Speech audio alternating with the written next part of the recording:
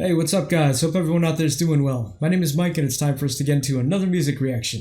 So, guys, we got Kate Bush back on the channel here. This is the song Wuthering Heights. It's a request for a couple people. This is going to be for Joe, Barbara, Ozymandias, Kevin, JK, Steve R, and Trey Tiger. Also, this is someone reached out to me via email. This is from MPete42. He said, just a thought. But perhaps you may like to mark this Sunday with a Kate Bush reaction as it is her birthday, 30th of July. Many men, women, and children around the world dress up and go to parks and public squares to celebrate this day and perform the Wuthering Heights Red Dress Dance. It is called the most Wuthering Heights Day ever, and it now happens each year. Strange coincidence with this song is that the writer of the English classic book Wuthering Heights, I saw that was from 1847. Emily Bronte was herself also born on this day. So yeah, that's pretty cool. This is, I saw that this is one of her first singles she had, if not the first. Some of you guys had told me that. It's from the album, The Kick Inside from 1978.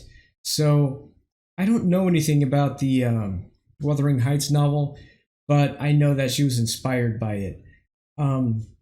This is what Google says. The lyrics to Kate Bush's song bear the influence of Emily Bronte's 1847 novel, which tells of the tempestuous and doomed love affair between Catherine and Heathcliff among the wild and rugged moors of Yorkshire, England. So I also saw this as far as inspiration. The initial spark of inspiration for Wuthering Heights came when Kate Bush was 12 and had caught the last 10 minutes of the 1970 TV version of the book as a child. She recalled, I just got the very end of the film. It was really freaky because there's this hand coming through the window and whispering voices, and I've always been into that sort of thing, you know, and it just hung around in my head. I had to write a song about it. So that's pretty intriguing. I feel like I need to read this book now. But yeah, this is going to be, we're going to check out the official video version 2, just because there's a red dress there. And yeah, this one has 20 million views. Version 1 has 41 million. So without further ado, let's go ahead and jump in. Kate Bush, Wuthering Heights. Happy birthday, Kate. As if she would ever see this, but yeah.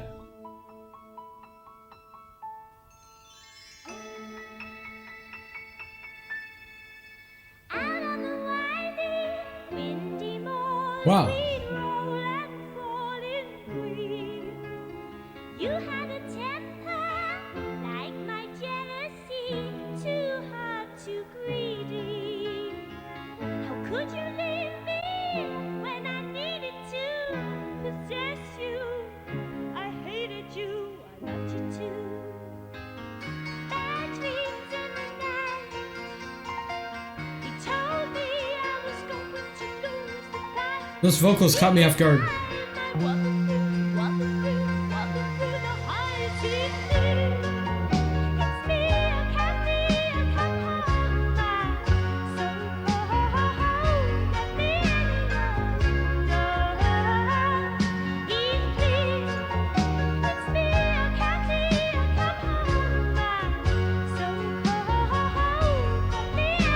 I wonder if this dance has anything to do with the novel, or if she just something she came up with.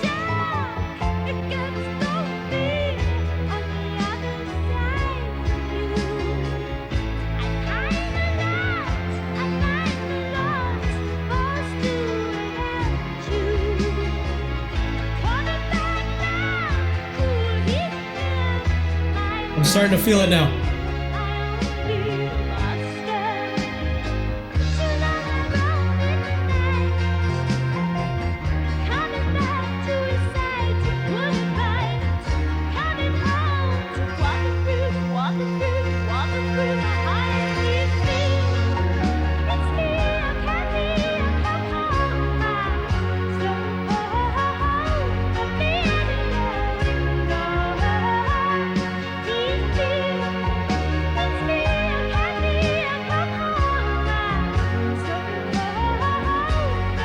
This is, I'm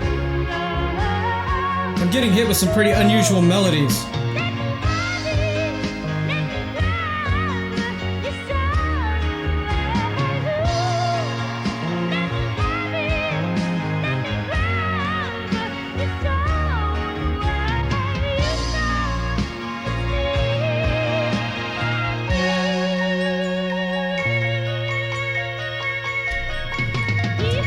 Okay, hold on. Before we go forward, let me just collect some of these thoughts before I get to the end, and some of these thoughts have escaped my head. But wow, this one caught me so off guard with the vocals immediately. I know she can hit that high pitched.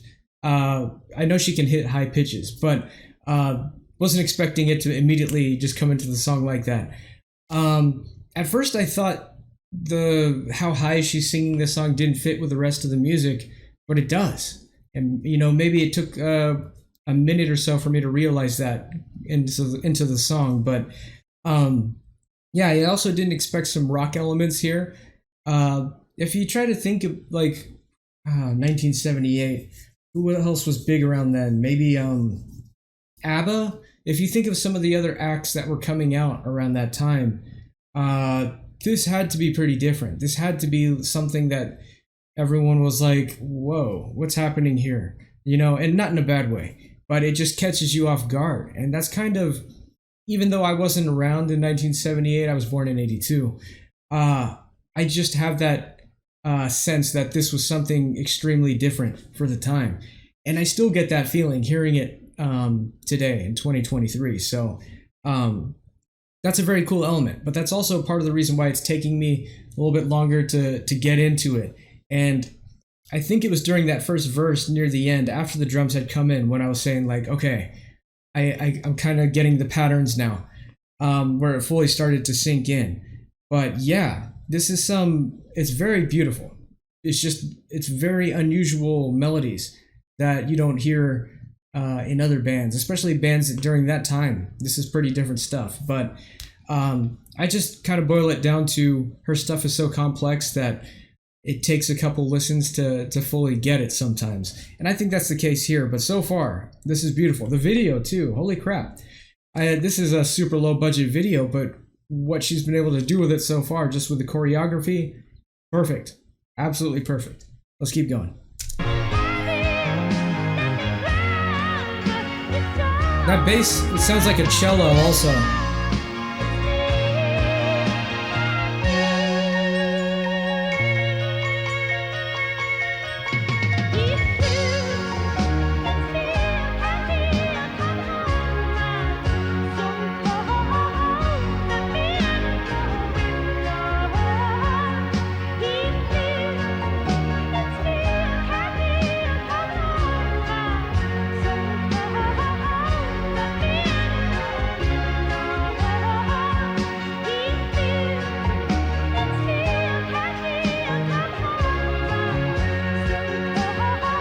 That's beautiful.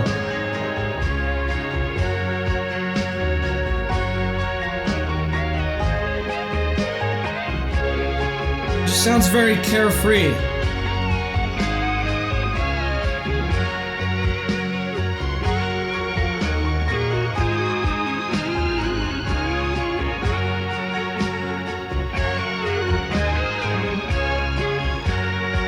It's almost like a tree swaying in the wind or something.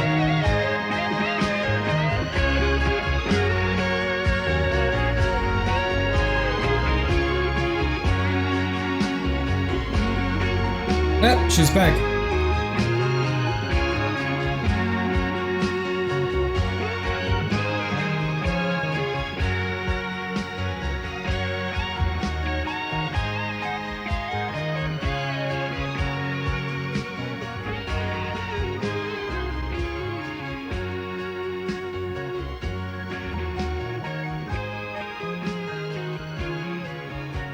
Yeah.